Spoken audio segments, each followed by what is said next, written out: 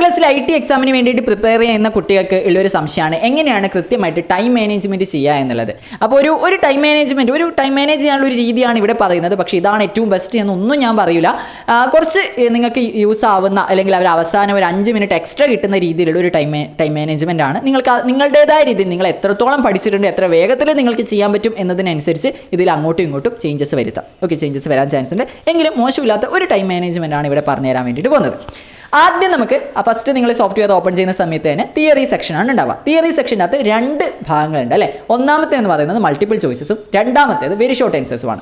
Multiple choice എന്ന് പറയുന്നത് അവിടെ 10 ചോദ്യങ്ങൾ ഉണ്ടാവും. 10 ചോദ്യങ്ങളിൽ 4 ഓപ്ഷൻ ഉണ്ടാവും. അതിൽ ഏതെങ്കിലും ഒരു ഓപ്ഷൻ ആയിരിക്കും ശരിയായിട്ടുള്ളത്.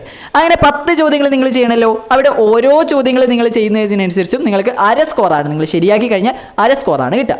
അപ്പോൾ ഈ 10 ചോദ്യങ്ങൾ ചെയ്യാൻ വേണ്ടിയിട്ട് നിങ്ങൾക്ക് 5 മിനിറ്റ് എടുക്കാം. 10 ചോദ്യങ്ങൾ 5 മിനിറ്റ് ആയിരിക്കും. 5 മിനിറ്റ് നിങ്ങൾക്ക് എടുക്കാം. 10 ചോദ്യങ്ങൾ ചെയ്യാൻ വേണ്ടി 5 മിനിറ്റ് എടുക്കാം. അങ്ങനെ 5 മിനിറ്റ് നിങ്ങൾ അവിടെ എടുക്കുകയാണെങ്കിൽ നിങ്ങൾക്ക് തൊട്ടടുത്ത വെരി ഷോർട്ട് ആൻസർ വിഭാഗത്തിലേക്ക് വരുമ്പോൾ വെരി ഷോർട്ട് ആൻസർ വിഭാഗത്തിൽ 5 ചോദ്യങ്ങളെ ഉണ്ടാവൂ.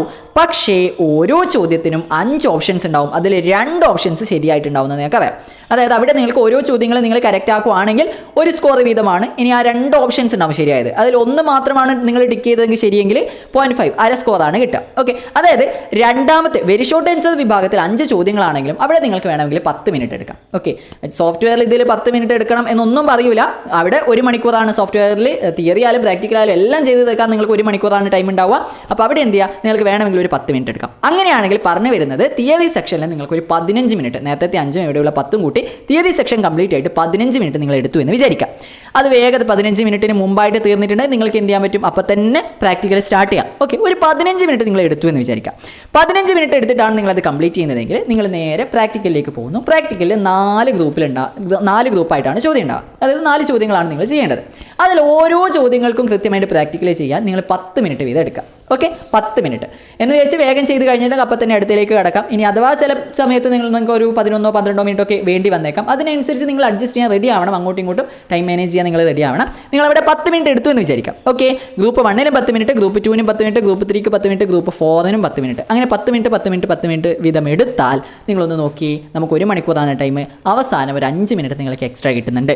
ഈ 5 മിനിറ്റ് എക്സ്ട്രാ വെറുതെ ഇരിക്കാനല്ല, ആ 5 മിനിറ്റ് കൊണ്ട് നിങ്ങൾ ചെയ്ത കാര്യങ്ങളൊക്കെ സേവ് ചെയ്തിട്ടുണ്ടെന്ന് ഉറപ്പ് വരുത്താനും നിങ്ങൾക്കൊന്ന് ധൈര്യമായിട്ട് സെറ്റാണ് എന്നുള്ളൊരു കോൺഫിഡൻസ് കിട്ടാനും ധൈര്യമായിട്ട് ലാബിൽ നിന്ന് പുറത്തിറങ്ങാനൊക്കെ പറ്റും.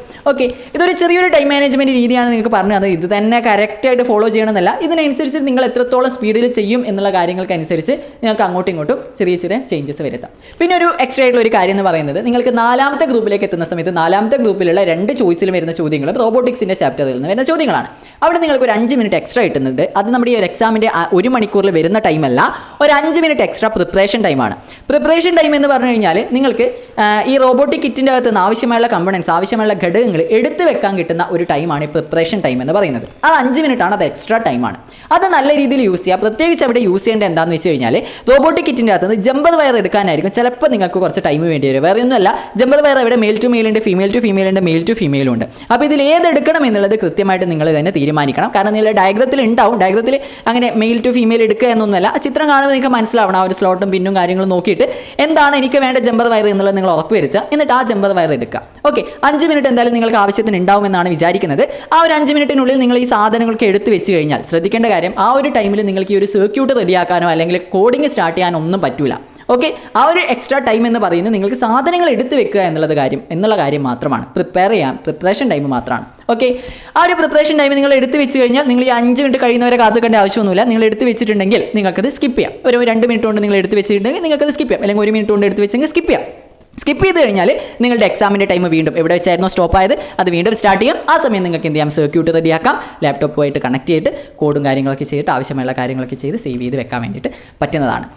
അപ്പോൾ ഈ ഒരു കാര്യം നിങ്ങൾ ശ്രദ്ധിക്കുക. പിന്നെ ഒരു എക്സ്ട്രാ ആയിട്ടുള്ള കാര്യം എന്ന് പറയുന്നത്, നിങ്ങൾ പ്രാക്ടിക്കലിലേക്ക് എത്തുന്ന സമയത്ത് 4 ഗ്രൂപ്പ് ചോദ്യങ്ങൾ ഉണ്ടാവും എന്നറിയാം. അതിൽ 1ാമത്തെ ഗ്രൂപ്പിലെ പ്രവർത്തനം തന്നെ ആദ്യം ചെയ്യണമെന്ന് ഒരു നിർബന്ധമില്ല. നിങ്ങൾക്ക് വേണമെങ്കിൽ 2ാമത്തെയാണ് കുറച്ചും കൂടി എളുപ്പമെന്ന് തോന്നുന്നെങ്കിൽ 2ാമത്തെ ചെയ്യാം. 3ാമത്തെയാണ് എളുപ്പമെന്ന് തോന്നുന്നത് 3ാമത്തെ ചെയ്യാം. നിങ്ങൾക്ക് പെട്ടെന്ന് ചെയ്യാൻ പറ്റുന്ന കാര്യങ്ങൾ പെട്ടെന്ന് ചെയ്യാം. വേഗത്തിൽ നിങ്ങൾക്ക് ഏതാണോ ചെയ്യാൻ പറ്റുന്നത് അത് വേഗത്തിൽ ചെയ്തിട്ട് അതിൻ്റെ ആ ഒരു 7 സ്കോർ അല്ലെങ്കിൽ നിങ്ങൾക്ക് എത്രയാണോ നിങ്ങൾക്ക് അത് പെർഫോം ചെയ്ത് റെഡിയാക്കാൻ പറ്റുക, ആ ഒരു സ്കോർ ഉറപ്പിച്ച് വെക്കുന്നതായിരിക്കും കുറച്ചും കൂടി നല്ലതെന്നാണ് എൻ്റെ ഒരു പേഴ്സണലായുള്ള ഒരു അഭിപ്രായം.